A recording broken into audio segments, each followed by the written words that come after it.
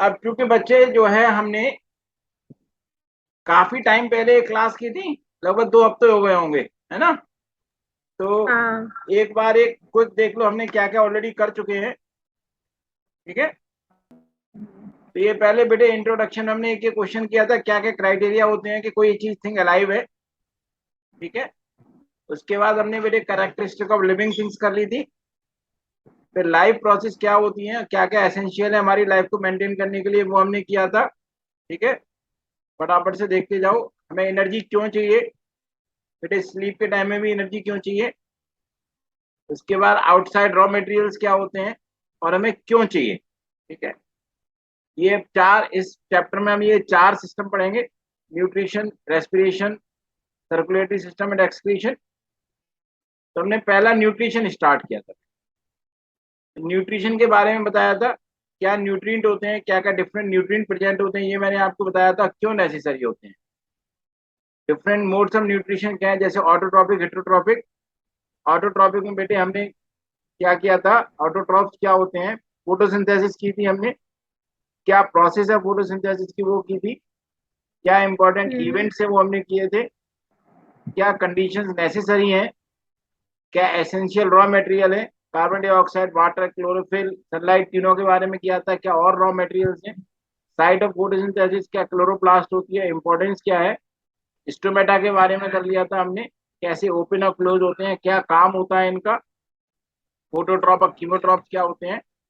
और हमें अब यहाँ से करना है experiment to show the various factors necessary for photosynthesis. बेटे फोटोसिंथेसिस के लिए क्या फैक्टर्स होते हैं, जो कि जो हमने पढ़े थे ना, कार्बन डाइऑक्साइड, वाटर, क्लोरोफिल, और क्या पढ़ा था हमने, सनलाइट। पढ़े थे नहीं पढ़े थे ये चार। हाँ। अब यहाँ से हमको ये देखिए बेटे, जो है बच्चों, एग्जाम ये जो है हमारे पास क्या है, बुक में एक्टिविटीज है। अब इसके पहले का रिवीजन करना हो तो तीनों वीडियो मैंने डाले हुए हैं, तो उसमें से रिवीजन कर सकते हो, ठीक है ना। ठीक। चलिए देखिए बेटे, हमें ये डिफरेंट एक्सपेरिमेंट देखने हैं। ठीक है, कि क्या क्या नेसेसरी है फैक्टर्स हमारे पास फोटोसिंथेसिस के लिए।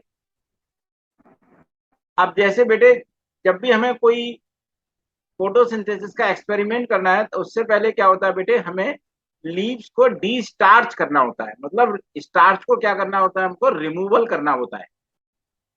ऐसा क्यों करते हैं बेटे, रिमूव क्यों करते हैं हम स्टार्च को, क्योंकि जब हम बेटे कोई भी एक्सपेरिमेंट करेंगे प्लांट से रिलेटेड, तो क्या है कि हम स्टार्च का ही एक्सपेरिमेंट करते हैं, ग्लूकोज का नहीं करते। इसका रीजन क्या है बच्चे, कि जैसे मैंने आपको पीछे भी समझाया था कि जैसे ही ग्लूकोज जितना यूज होना होता है वो तो इमीडिएटली यूज हो जाता है, और जितना यूज नहीं हो पाता है वो क्या होता है, तुरंत ही बेटे इमीडिएटली स्टार्च में कन्वर्ट हो जाता है। समझ में आया कि नहीं।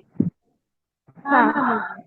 तो इसलिए क्या है बेटे, जब हम स्टार्च को जो है ऑलरेडी प्रेजेंट है, तो हमें एक्सपेरिमेंट को करने में क्या आएगी, प्रॉब्लम आएगी। तो हमें क्या करना पड़ता है, पहले बेटे जो ऑलरेडी स्टार्च है उसके अंदर मौजूद, उसको क्या करना है, हटाना है।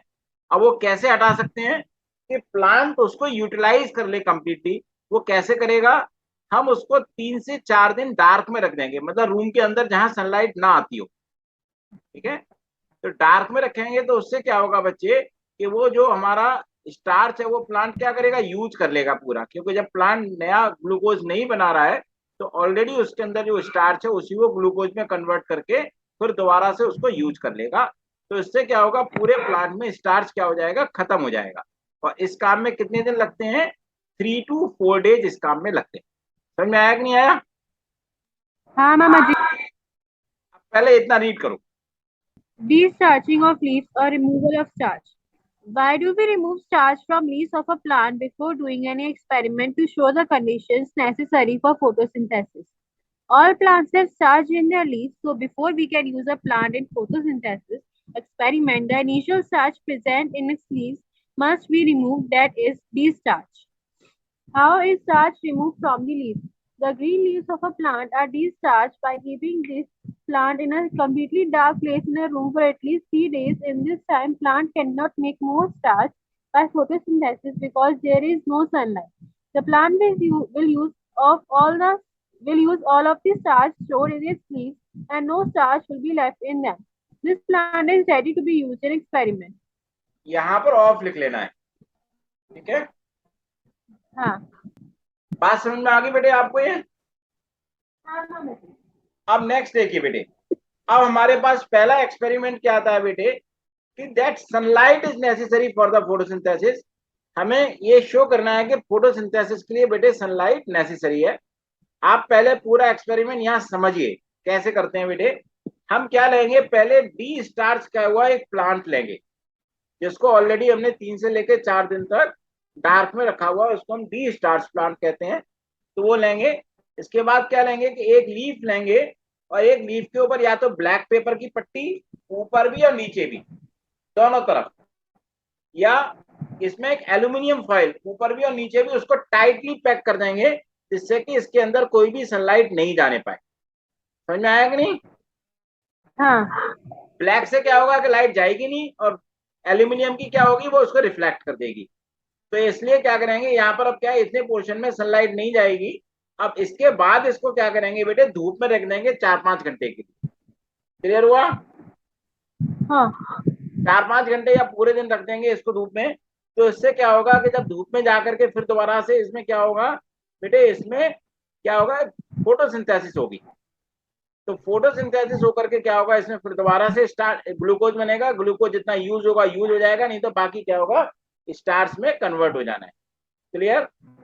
अब जब इसके बाद क्या करेंगे बेटे, इस लीफ को तोड़ देंगे, यहां से अलग कर लेंगे। अब इसके बाद इसको क्या करना है, we have to remove chlorophyll. क्या करना है, इसका क्लोरोफिल रिमूव करना है। क्लोरोफिल रिमूव क्यों करना है, जब हम बेटे इसके ऊपर बेटे जैसे आयोडीन की सॉल्यूशन डालेंगे तो क्या होगा, ग्रीन के साथ में black, blue black colour mix हो जाएगा और कोई डिफरेंट कलर दे सकता है। क्योंकि स्टार्च में जब बेटे हम आयोडीन सॉल्यूशन डालते हैं तो ब्लू ब्लैक कलर देता है, और ये क्लोरोफिल रहेगा तो उसके साथ में ग्रीन के साथ में मिक्स होकर कुछ और कलर आएगा, तो क्या होगा, कंफ्यूजन क्रिएट होगा। और बीच में भी कलर कोई आ सकता है तो वहां भी कंफ्यूजन क्रिएट होगा। तो इसलिए हम क्या करेंगे, पहले इसका क्लोरोफिल रिमूव करेंगे। क्लोरोफिल रिमूव करने के लिए क्या करते हैं, पहले वाटर में थोड़ा बॉईल करते हैं। क्या करते हैं, थोड़ा बॉयल। वाटर में बॉईल करते हैं, तो इससे जो इसकी सेल वॉल होगी वो थोड़ी क्रैक हो जाएगी। सेल वॉल में क्रैक हो जाएंगे जिससे क्लोरोफिल बाहर आ सकता है। उसके बाद हम क्या करेंगे, इसको एल्कोहल में रखेंगे। ये क्या हमारा एल्कोहल है, एल्कोहल में रखेंगे और उसमें जाकर के इसको बॉईल करेंगे। लेकिन ध्यान रखना है बेटे, इस एल्कोहल के बीकर को डायरेक्टली बर्नर पे नहीं रखना है, क्योंकि एल्कोहल क्या होता है, इनफ्लेमेबल होता है, इसमें आग लग जाती है। समझ में आया? हाँ तो इसलिए डायरेक्टली इस पे हीट नहीं करते हैं। क्या करते हैं, एक बीकर में जैसे पानी लिया हमने, ये बीकर में बेटे हमने पानी लिया और उस पानी को नीचे गर्म करेंगे, तो नीचे से पानी गर्म होगा, इसके अंदर हम ये बीकर रख देंगे जिसमें अल्कोहल है। तो इसको हम कहते हैं वाटर बाथ। क्या कहते हैं हम इसको, वाटर बाथ बोलते हैं। इस वाटर बाथ के अंदर हीट करेंगे।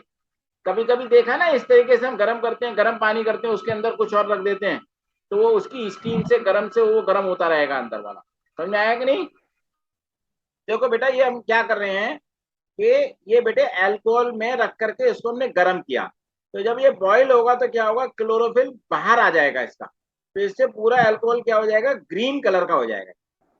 तो जब सारा का सारा बेटे पूरा ग्रीन हो जाए तो बीच बीच में निकाल के देखते रहेंगे, तो क्या होगा कि ये हमारी जो लीफ है कंप्लीटली ट्रांसपेरेंट हो जाएगी, हम देख सकते हैं इसके आर पार। फिर हम इसको क्या करेंगे, वाटर से वॉश कर लेंगे। तो वाटर से वॉश करने से क्या होगा बेटे, जितना भी क्लोरोफिल है बाकी सब वाटर में निकल जाएगा। अब कंप्लीटली क्या हो जाएगी, लीफ हमारी डी कलराइज्ड हो जाएगी। अब इसमें से ग्रीन कलर कंप्लीटली निकल जाएगा। बात समझ में आई? हाँ मैं समझी। अब क्या करना है बेटे, अब इसके ऊपर हम क्या करेंगे, एक ब्लू ब्लैक सॉल्यूशन, सॉरी वो आयोडीन सॉल्यूशन डालेंगे हम। आयोडीन देखा होगा आपने, एक घरों में आपने बीटाडिन देखा है, बीटाडिन का सॉल्यूशन आता है। हाँ बच्चे, नहीं? नहीं देखा। अरे बेटे, आप कभी चोट लग जाए तो डॉक्टर के पास जाते हो तो वो एक पट्टी भिगो करके लगाता है, नहीं लगाता है, वो येलो येलो कलर की।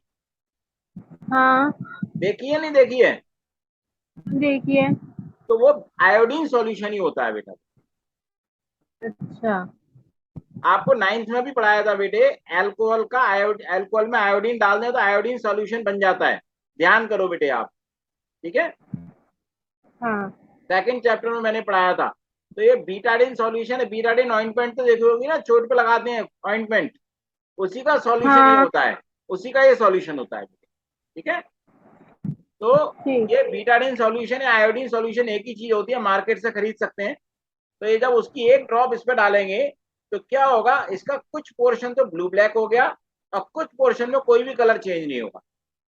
तो मतलब जितना कलर हमने यहाँ पर ये कवर किया था ये इससे स्ट्रिप से, वो पोर्शन तो कलरलेस रहा, उसमें कोई चेंज नहीं आया।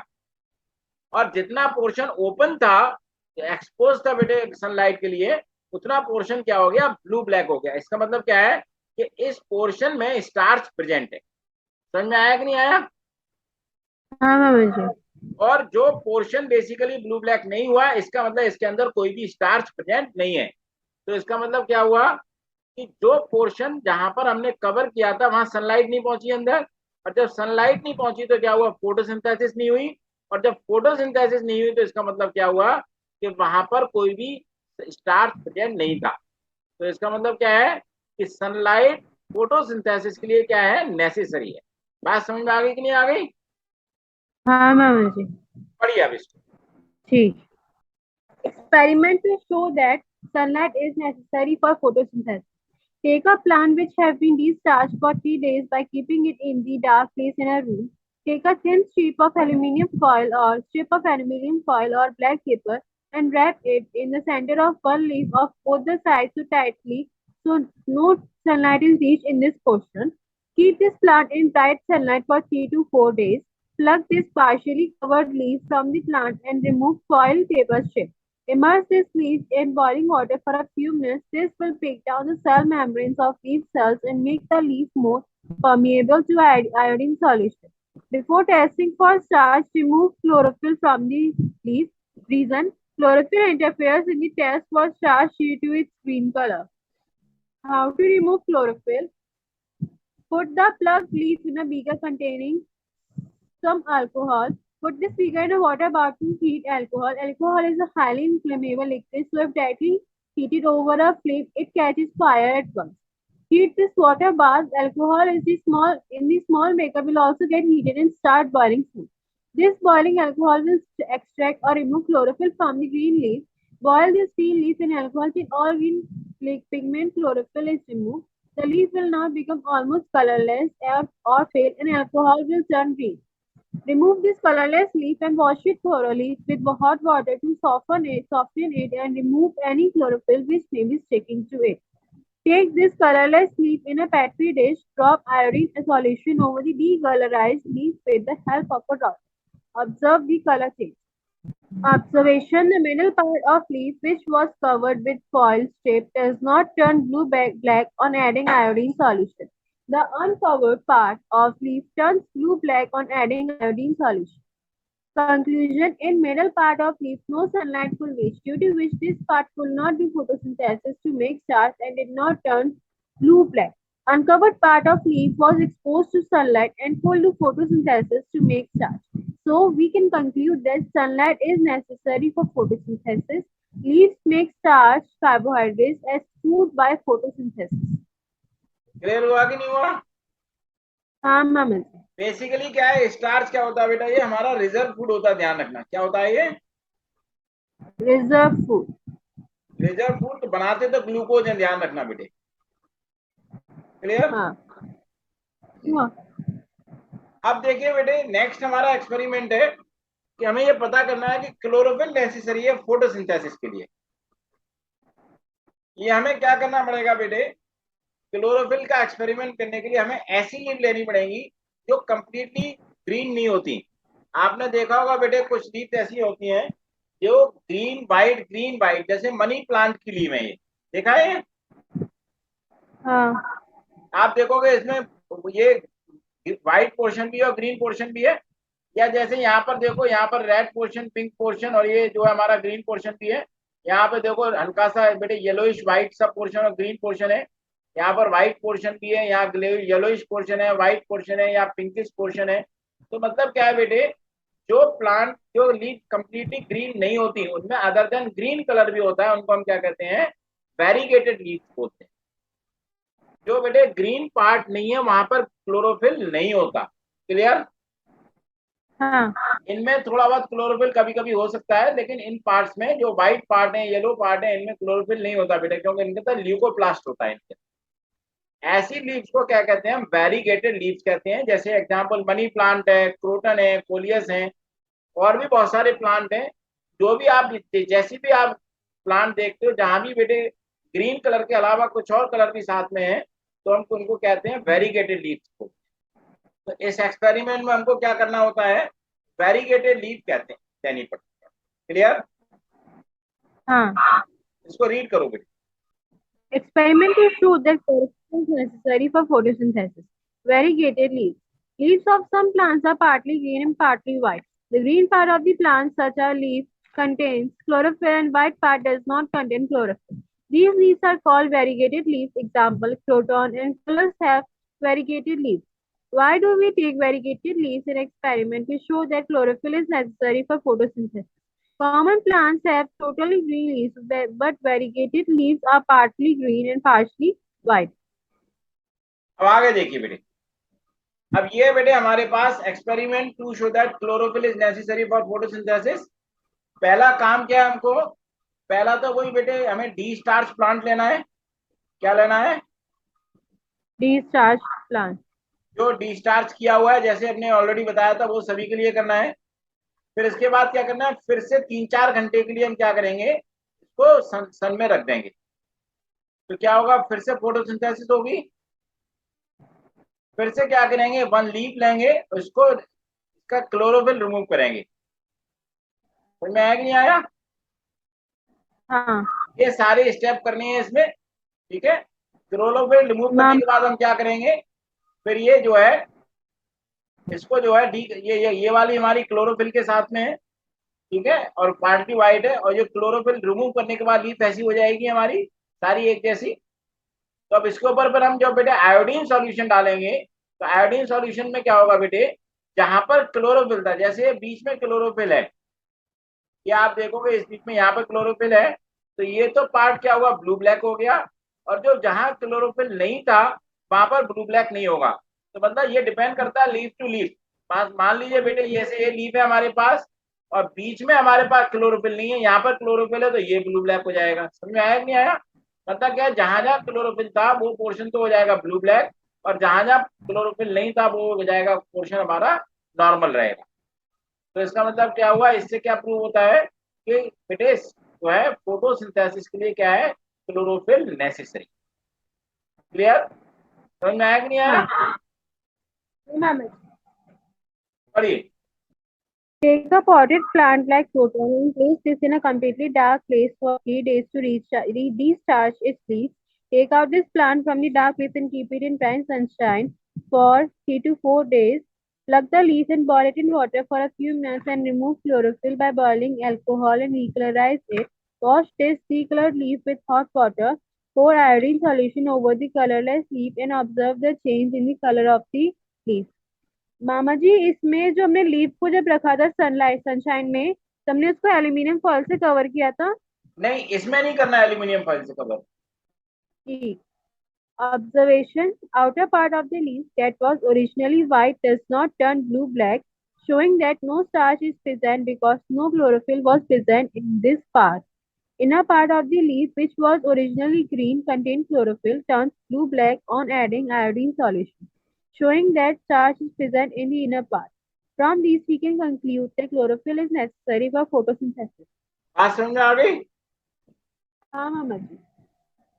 अब देखिए बेटे, क्या है कि नेक्स्ट एक्सपेरिमेंट है हमारे पास। हमें ये शो करना है कि कार्बन डाइऑक्साइड गैस नेसेसरी है फोटोसिंथेसिस के लिए। इसके लिए भी पहला काम क्या करेंगे हम बेटे? पहला काम हमको डी स्टार्च करना है। फिर दोबारा से क्या करना है? इसको हमें एक लीफ लेंगे बेटे। इस लीफ को हम ऐसे बर्तन में रखेंगे बेटे, जहां पर पोटेशियम हाइड्रोक्साइड या सोडियम हाइड्रोक्साइड हो। समझ में आया? हाँ। फिर एक ऐसी कॉर्क लेंगे बेटे जो कि एयर टाइट हो, मतलब अंदर से कोई भी, बाहर से कोई अंदर एयर ना जा सके और अंदर से बाहर ना जा सके।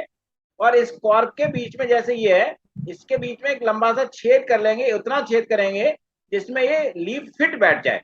तो मतलब क्या है, जैसे ये है, ऐसे करके इसको निकालेंगे लीफ को। लीफ का आधा पोर्शन ऊपर, आधा पोर्शन नीचे, समझ में आया? हाँ। ये आधा पोर्शन ऊपर रखा है, आधा पोर्शन इसके बोतल के अंदर है। बोतल के अंदर बेटे कार्बन, ये पोटेशियम हाइड्रोक्साइड या सोडियम हाइड्रोक्साइड ले सकते हैं। तो ये क्या करेगा बेटे, एयर टाइट है कॉर्क, तो अंदर की एयर बाहर, बाहर के अंदर एयर नहीं जाएगी। तो क्या होगा, जो अंदर जो कार्बन डाइऑक्साइड जो पहले से मौजूद थी, वो क्या करेगा, पोटेशियम हाइड्रोक्साइड या सोडियम हाइड्रोक्साइड सॉल्यूशन रिएक्ट करके उसको खत्म कर देगा, उसको एब्जॉर्ब कर लेगा। तो अब बेटे क्या है, इसके अंदर, इस जार के अंदर कोई भी कार्बन डाइऑक्साइड गैस इसके अंदर अब नहीं है। क्लियर? हाँ। अब इसको क्या करेंगे, 4-5 घंटे के लिए धूप में रख देंगे। 4-5 घंटे के लिए धूप में रखने के बाद फिर क्या करना है, इसको तोड़ना है, जैसा बाकियों में किया था, पहले क्लोरोफिल रिमूव करना है, उसके बाद आयोडीन सॉल्यूशन डालना है। तो जो पार्ट बाहर था वहां तो क्या होगा, ब्लू ब्लैक टर्न होगा, इसका मतलब स्टार्च प्रेजेंट है। और जो पार्ट अंदर था बेटे, वहां पर कोई भी ब्लू ब्लैक कलर नहीं हुआ, इसका मतलब क्या है, कोई भी स्टार्च प्रेजेंट नहीं है। क्लियर हुआ कि नहीं? हाँ। मतलब क्या हुआ बेटे, कि यहाँ पर कार्बन डाइऑक्साइड गैस नहीं थी, इसलिए फोटोसिंथेसिस नहीं हुई। बाहर एटमॉस्फेयर से कार्बन डाइऑक्साइड गैस ले रहा था, इसलिए यहाँ पर फोटोसिंथेसिस हो गई। तो इसका मतलब क्या हुआ बेटे, कार्बन डाइऑक्साइड गैस फोटोसिंथेसिस के लिए क्या है, नेसेसरी। क्लियर हुआ कि नहीं? हाँ। पढ़िए। Experiment to show that carbon dioxide is necessary for photosynthesis. Take a potted plant having long and narrow leaf and restart it by keeping it in a completely dark place for 3 to 4 days. Take a glass bottle having a wide mouth and put some potassium hydroxide KOH solution in it. KOH solution absorbs carbon dioxide gas from the air present in the glass bottle so that no carbon dioxide is left in the air inside the glass bottle. Take a rubber cork which fits tightly into the mouth of the glass bottle and cut it in two halves. Put a discharged leaf of the potted plant which is still attached to the plant in between the two halves of the cut cork and then fit the cork in the mouth of the glass bottle. The upper part of the leaf remain outside the glass bottle and only the lower half of the leaf should be inside the glass bottle. Keep this plant in sunlight for 3 to 4 days. Pluck the leaf from the plant and take it out from the glass bottle. Remove the green colored chlorophyll from the leaf by boiling it in alcohol. Wash this Wash this decolorized leaf with hot water to remove any chlorophyll which may be sticking to it. Pour iodine solution over the leaf and observe the change in color. बात समझ में आ गई बेटे? हाँ. अब आगे पढ़िए। Observation: lower half part of the leaf does not turn blue-black. This part was inside the bottle having no carbon dioxide around it. This is because all the carbon dioxide of the air present in the glass bottle had been absorbed by the KOH solution and no fresh air could come into the closed glass bottle. So no photosynthesis was done and no starch was present. Aman ji, इसमें जो हम area blue black नहीं हुआ वो transparent रहेगा ना? हाँ, glass transparent रहेगा, अदरवाइज सनलाइट कैसे पहुंचेगी? हाँ जी. बेटे जो जार है उसको upper ट्रांसपेरेंट लेना है, अदरवाइज सनलाइट पहुंचने का चांस नहीं है ना कुछ भी, है ना? आगे पढ़ो। upper half part of the leaf turns blue black. Explanation: this part was outside the bottle having carbon dioxide around it, so starch was present because of photosynthesis. We can conclude that carbon dioxide is necessary for photosynthesis. तो ये बेटे तीनों experiment हो गए, समझ में आ गए? Water का नहीं है बेटे, क्यों? वाटर का करेंगे तो पूरा ही प्लांट ड्राई हो जाएगा, फिर कुछ नहीं बचने वाला, ठीक है ना? जी. अब देखो बेटे, क्वेश्चन रीड करो। Leaves of a healthy potted plant were coated with Vaseline to block the stomata. Will this plant remain healthy for long? State 3 reasons for your answer. बताइए। अब वो कुछ समय तक, जब तक उसमें स्टार्च प्रेजेंट है तब तक वो हेल्दी रहेगा, पर जैसे जैसे स्टार्च कम होता जाएगा वैसे वैसे जो उसकी हेल्थ है वो खराब होती जाएगी. क्यों? क्योंकि जो स्टोमेटा है अगर वो ब्लॉक हो जाएगा तो फिर उसके पास ना ही कार्बन डाइऑक्साइड पहुंच पाएगी, ना ही उसके पास सनलाइट सनलाइट पहुंच पाएगी, ना ही वाटर. बेटे सनलाइट तो जब उसके अंदर पहुंच जाती है तो वैसलीन से क्यों नहीं पहुंचेगी? तो वैसे से तो सनलाइट का वैसलीन से कोई इफेक्ट नहीं है बेटे। नहीं है. नहीं, अरे सनलाइट पानी के अंदर पहुंचती है, नहीं पहुंचती है? हाँ. तो फिर सनलाइट घी के अंदर पहुंचती है नहीं पहुंचती है? पहुंचती है। तो फिर फिर नहीं पता। बेटे जब स्टोमेटा बंद हो जाएंगे तो उससे क्या होगा, ट्रांसपिरेशन नहीं हो पाएगा। क्या नहीं हो पाएगा? ट्रांसपिरेशन। और ट्रांसपिरेशन क्या करता है बेटे, वाटर के अब्जॉर्प्शन के लिए पुल का काम करता है, वो मैं भी आगे बताऊंगा। उससे क्या है, नीचे से रूट्स पानी अब्जॉर्ब करती हैं उसके पुल से। जैसे हम कोई चीज ऊपर से खींचते हैं, ऐसे वो ऊपर खींचने का काम करता है पानी को। ठीक है, तो इसकी वजह से अच्छा। क्या होगा बेटे, हाँ। फोटोसिंथेसिस अफेक्टेड होगी। क्लियर? पढ़ो। हाँ। No, the plant will not remain healthy because no gaseous exchange will occur.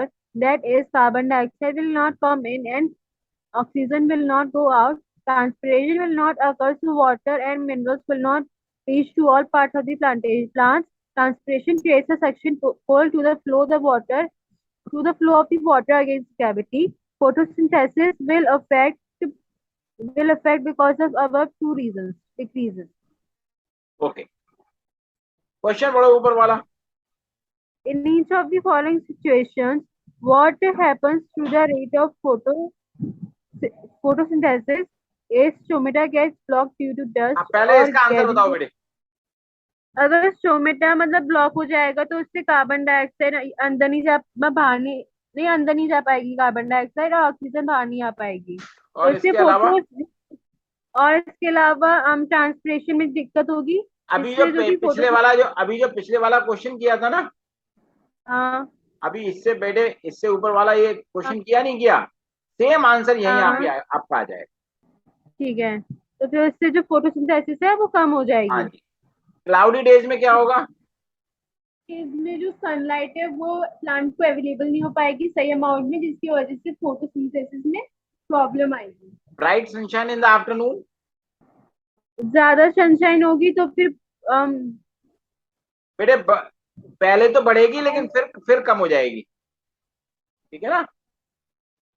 अब नो रेनफॉल मतलब इन द, बेटे जैसे जैसे सनशाइन बढ़ती है थोड़ा थोड़ा बढ़ती है, लेकिन एक पीक पे आ जाती है, उसके बाद फिर वो कम होनी चालू हो जाती है, क्योंकि तो जो है इससे उसमें बेटे उसमें पानी पानी इवेपोरेट होना चालू हो जाता है ना, पानी की कमी हो जाती है बेटे।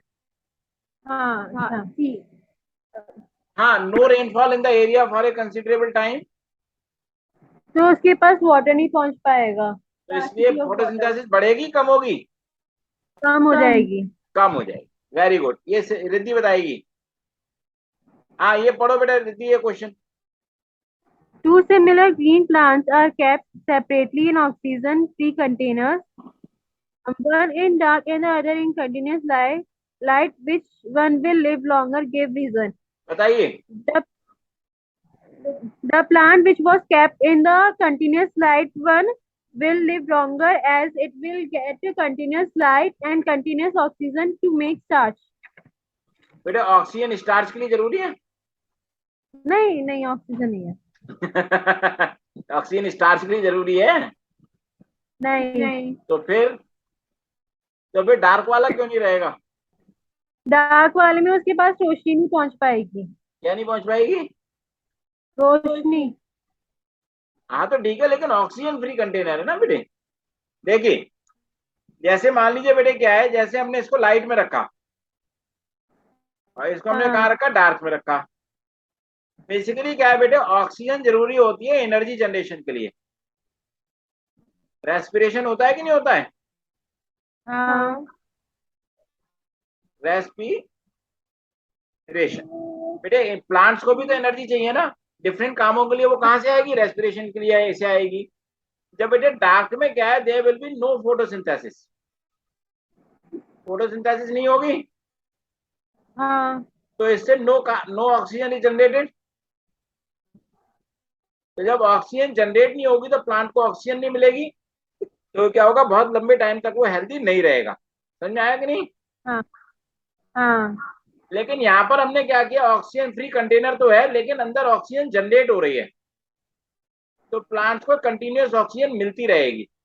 तो इसलिए प्लांट क्या है, उसको एनर्जी मिलती रहेगी और वो ज्यादा लंबे टाइम के लिए वो हेल्दी रहे। क्लियर हुआ? हाँ पढ़िए। Plant kept in containers light will live longer because it will be able to produce oxygen required for its respiration by the process of photosynthesis. Very good. चलिए बेटे आज हम यहीं तक ही करेंगे, ठीक है। आज हमने क्या कर लिया बेटे, प्लांट्स का खत्म कर लिया आज हमने, ठीक है ना, क्योंकि अब हमारा नेक्स्ट क्लास में हम हेटरोट्रॉपिक न्यूट्रिशन स्टार्ट करेंगे कल। समझ में आया कि नहीं आया? हाँ। Okay bye. Okay bye.